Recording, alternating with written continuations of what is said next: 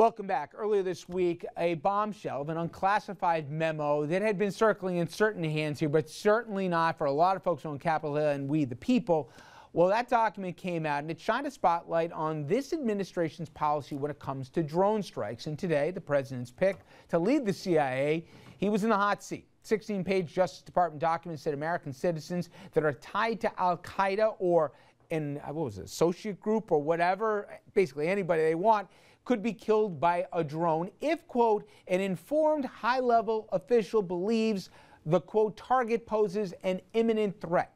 You tell me what that means. Now, Brennan is the administration's point person on drones. He is not new to both the policy or its implementation. He's the one who signs off on the quote-unquote kill list.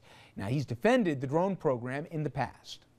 I suggest to you that these targeted strikes against Al-Qaeda terrorists are indeed ethical and just.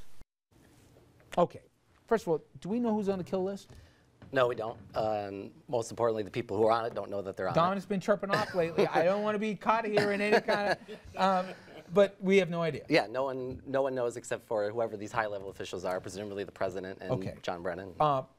I have a little bit of legal background enough just to get dangerous, but imminent threat, high level, that means absolutely nothing. Am I the only one who reads this as the most open-ended document possible? I'm sure it was designed that way. I mean, it was written up. It was intentional. Yeah, right? I mean, it was written up as the 16-page memo was sort of a summary of a much larger set of legal opinions and memos, and so it was written up to sort of, it was intended to assuage the fears of the senators and the elected officials by saying, here's the rules, don't worry about it. But the rules were obviously clearly designed to be bendable and change and be morphed. Like you said, a target from Al-Qaeda or an associated group. Well, what's an associated group? That could be anything, and any group could be associated if the president or that high-level official says that. Jeannie, I'm warning you. We're going to get into the hypocrisy next segment, so don't jump on it now, okay? I might be on that list. Be very careful. Again, I'm moving over to my right here. Nick, all that being said, I still don't know how I feel about this thing. I don't need Congress to have to sign off every time that there's going to be a decision here that has to be made arguably in a split-second kind of decision, or at least in something that doesn't involve a bureaucratic committee choice.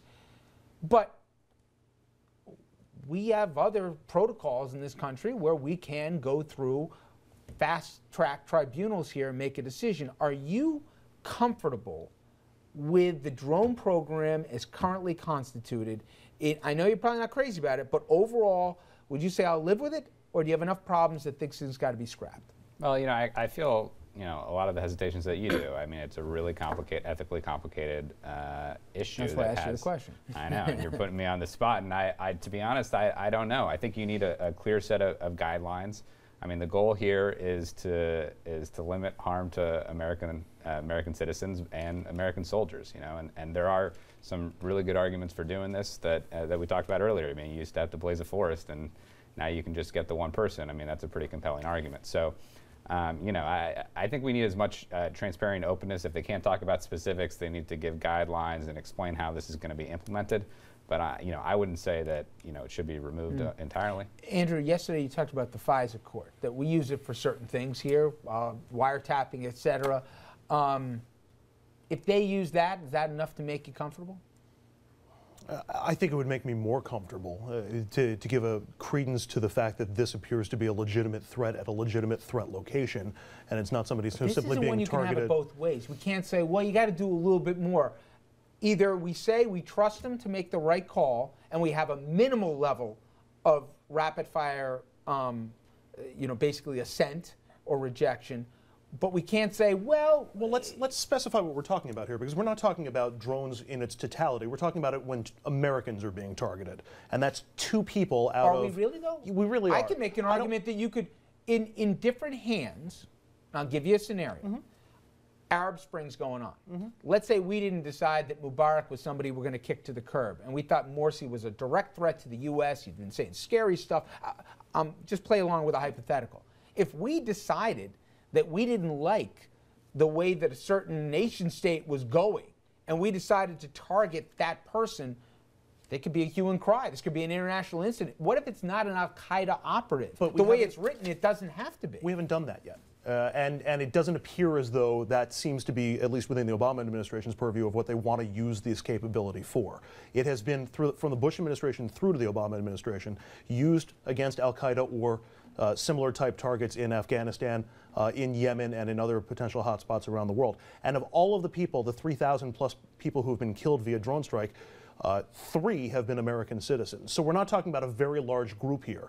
And I think if you ask most people, or you take similar examples, when it comes to targeting the enemy, we can do cruise missile strikes, we can do smart bomb strikes, we can send in army teams, and we don't have to try those people in absentia and get through clearance. All the difference for those targets. is, right, you're involving now something more than a remote control.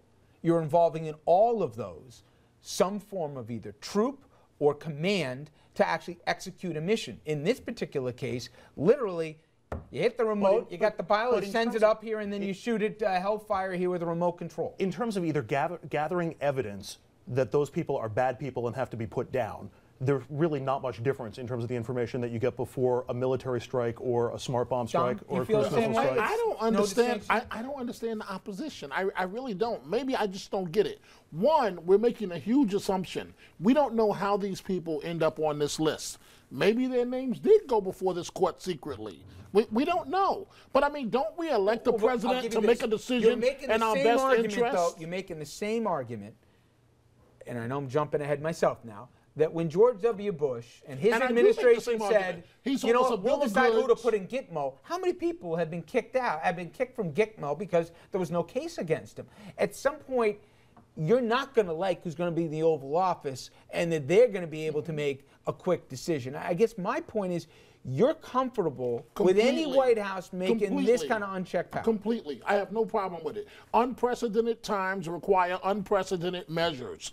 Americans, for the most part, are safe here in America, and so be it. Whatever, I think most Americans feel this way. Whatever's necessary to keep this country safe, so be it. And what's the problem? There's a big difference, Rich, because on the battlefield, sign off on that. But on the battlefield, you're buying into that. On the battlefield, we're not trying to capture the enemy. We're trying to kill them. Where is the battlefield? The battlefield's in Afghanistan. The battlefield's in Yemen. The battlefield is where Al-Qaeda is building bases where they can launch plausible attacks on the United States. Al-Qaeda, because that's not what the document says. Terror organizations. Okay.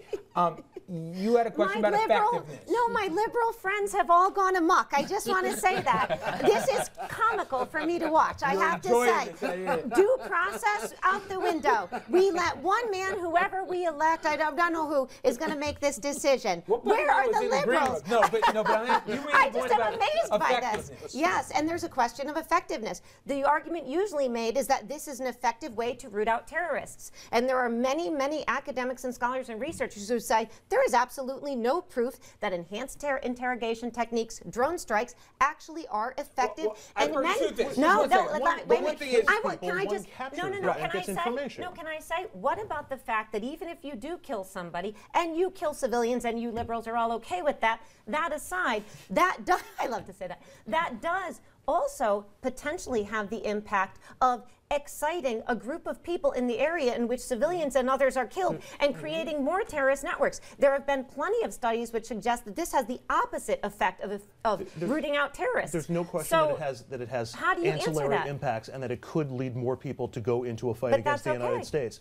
Well, but again, it's a military tool. It's the same thing as launching a missile strike against a site. It's against Americans. It's against American citizens. It's been against 3 Americans who were on Al-Qaeda training sites. You know something? How much more evidence would you like? This is the one issue, Dominic, where if I close my eyes, I can't believe who's saying what, right? I got this one, the bleeding heart here, and this one, the Rambo, let's, rack them up. Listen, I will say, I got no problem to this point how it's been used. But I am really nervous about how it could be used. We have 3 levels of government. He says, courts? The hell with the courts. Congress? I'll tell you what I did after I did it. I'll decide. People like this guy, so they trust him, but we don't have to go too far back in history. I think, Democrats should be asking themselves exactly what we're talking about. Would they be okay? Hold it. And we will get into that conversation right after this. Is there a double standard or hypocrisy, as Jeannie would say, as to how the press and how Washington is handling this revelation compared to, well, I don't know, the last guy that was there. We'll get into that after this.